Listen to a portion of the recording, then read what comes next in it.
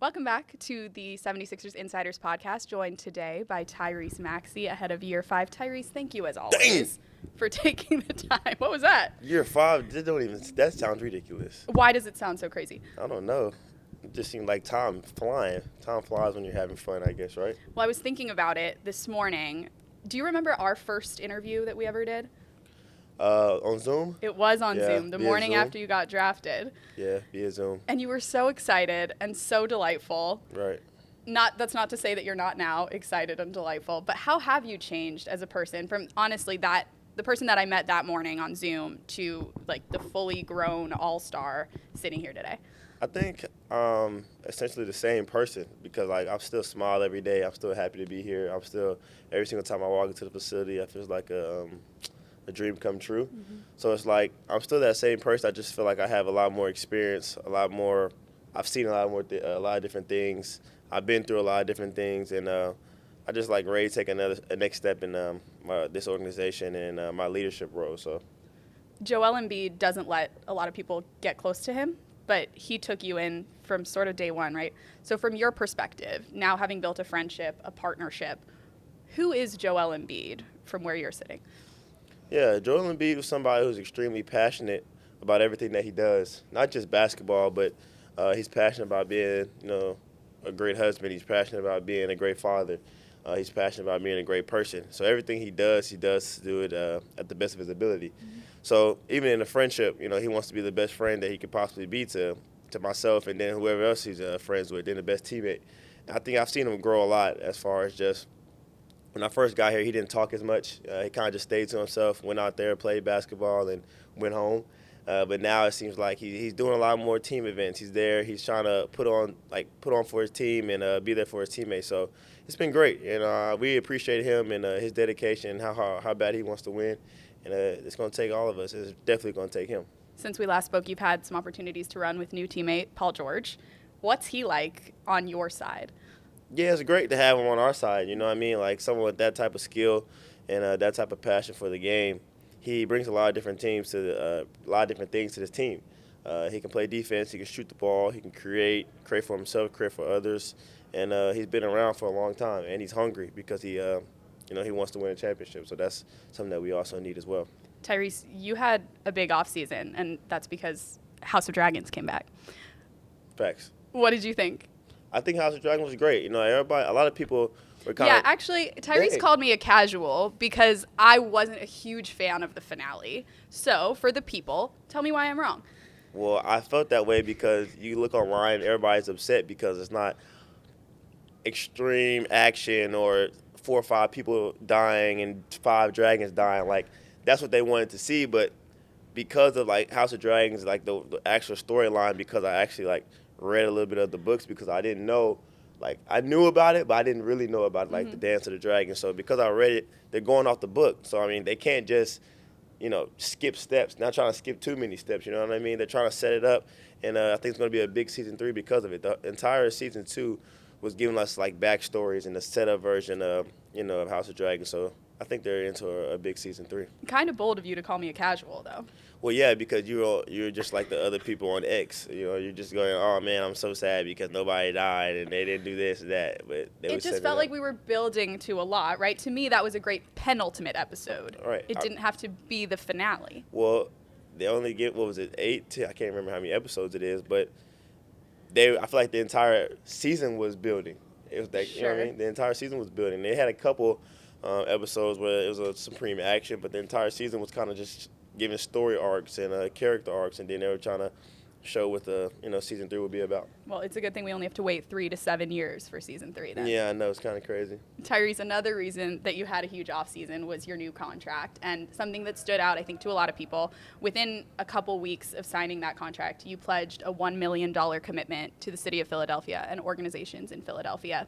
Can you take us through signing that contract and making that decision so quickly after? Why was that something that was so important to you?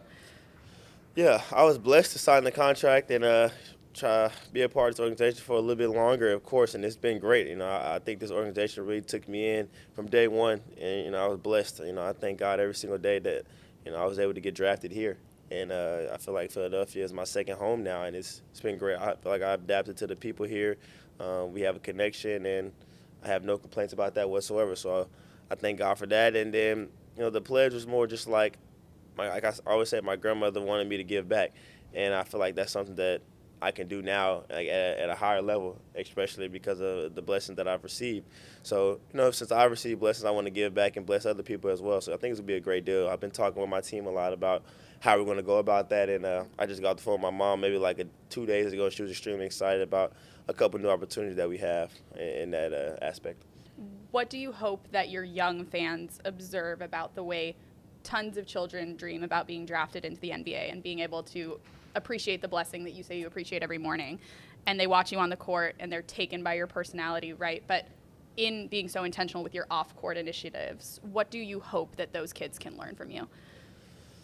I think the biggest thing that I want people to learn from me is just more like anything's possible, honestly. And it's not always about basketball. It's not always about sports. It's just about like life in general. Like whatever you want to be good at, whatever you want to put your mind to, don't let anybody tell you that you can't do it. I mean, honestly, if you, let's say you want to be a doctor, you want to be a lawyer, you want to be, I don't know, a broadcaster, anything to do with sports.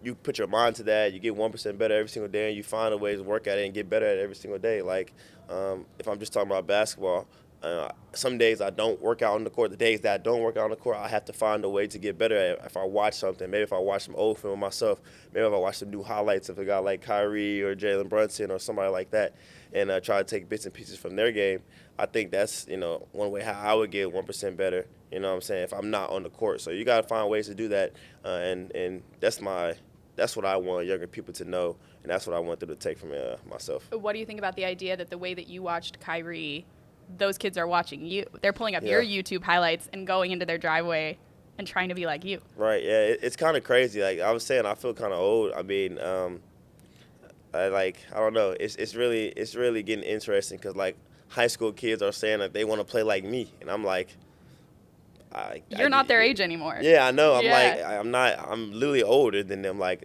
when I first got in the league, I was older than them, but not by a lot, so it didn't really seem like, crazy if I saw a high school kid. Now, like, it's high school kids, and I'm about to be 24, and they're literally 18. That's so far apart. That range is so far. So, it's great, though. I mean, I'm blessed, and I just try to go out there and be a good influence for them and for myself as well. So speaking of role models, when you look at years 1 through 4, as you enter your own leadership era, which players and teammates or opponents even stand out to you as people that taught you the most, that we know about or that we don't know about?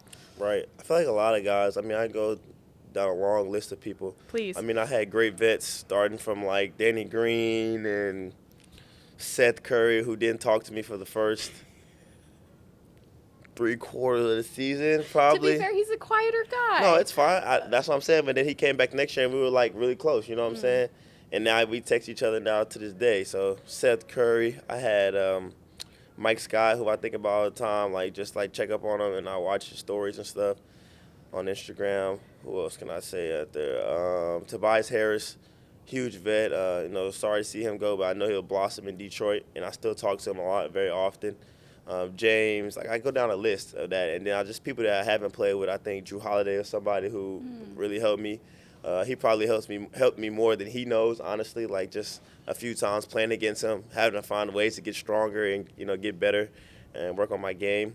And it's a lot of people on that list. So I'm very thankful for all the people. Joel, of course. We talk about him all the time, but I'm very thankful for everybody who's helped me get to this point. What characteristics do you hope to show as a leader this year?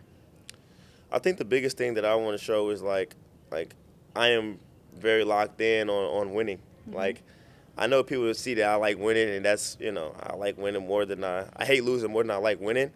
But like all the little things that have to be done to win, like the stuff that you don't see, the stuff that not just playing hard, it's just like showing up early, like trying to get everybody to show up early, trying to get everybody to be on time, trying to get everybody to really buy into something special.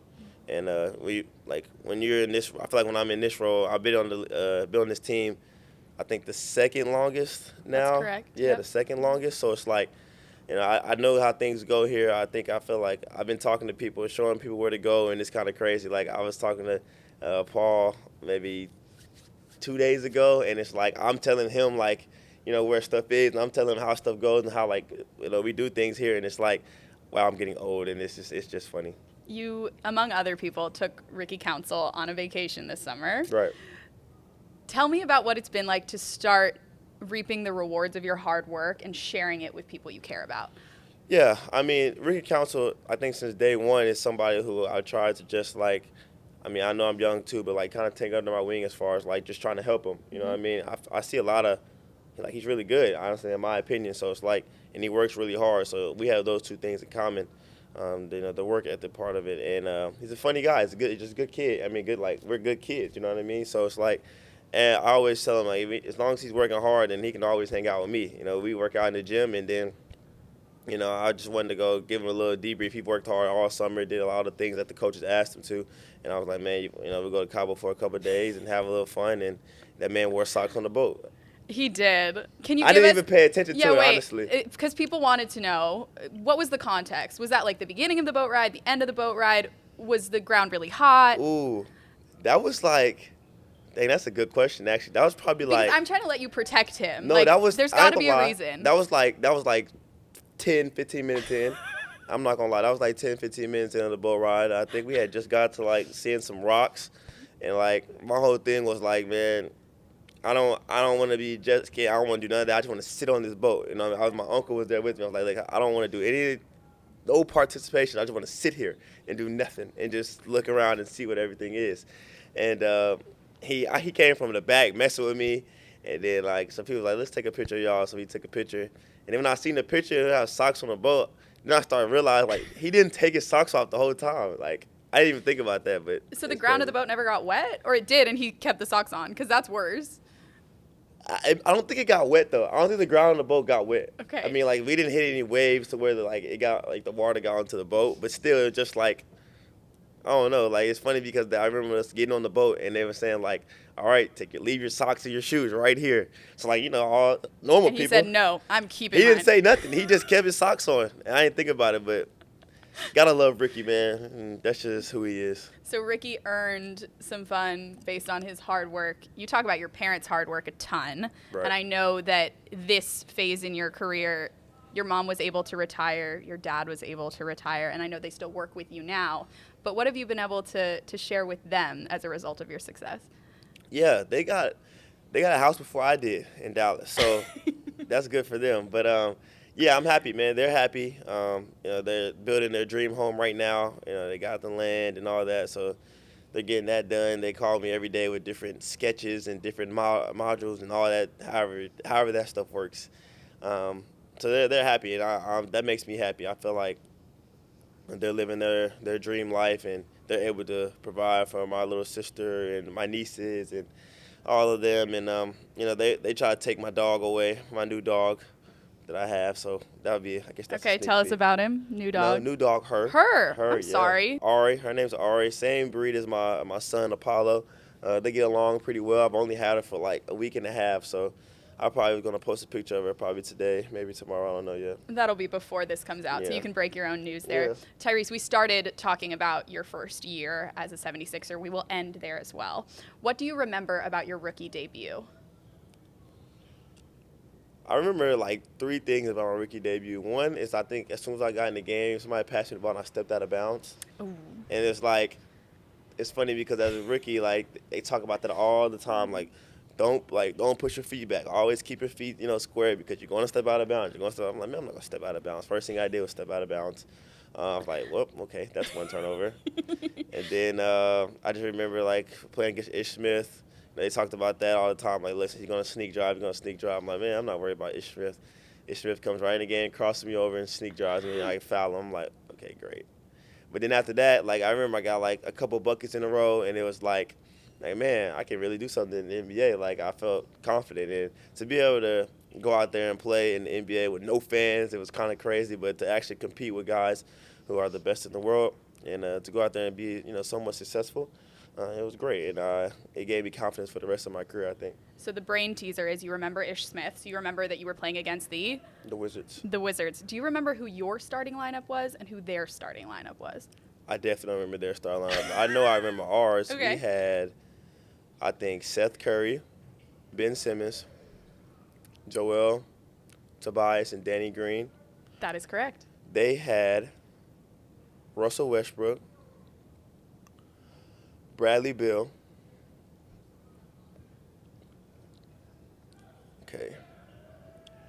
I don't remember if David Bertans started. Probably not. He did not. He did not start. Okay. Hold on, give me a second. Did Rui Hachimura start? He did not. Oh my gosh. Okay. All right, I'll give you one more guess. Who was the big man on that team? Did Daniel Gafford start? He did not. Okay, who was the big man? Thomas Bryant and Oh, Isaac Thomas Bonga. Bryant. Who? Isaac Bonga. I tried with the pronunciation. And Denny Advia. Denny Avia started? Uh-huh. Wow. Do you remember Russ's stat line in that game? I'll tell you. I don't remember that. 21 points, 11 rebounds, 15 assists. Crazy. Yeah. I actually do remember kind of watching that. Like, man, he gets triple-doubles really easy. Really easy. You watch it on TV, and it's like, triple-double. If you watch it in person, it's like, that man has a triple-double. That's how you felt about Ish Smith, too, in person. No, I felt a lot about Ish Smith. I was like, this guy's really good at basketball. Like, everybody's really good at basketball here. Like, you can't take anybody for granted. Well, listen, that's how they all look at you now. So, Tyrese, congratulations on all your success. Thank you for sitting down. We appreciate you. I appreciate that.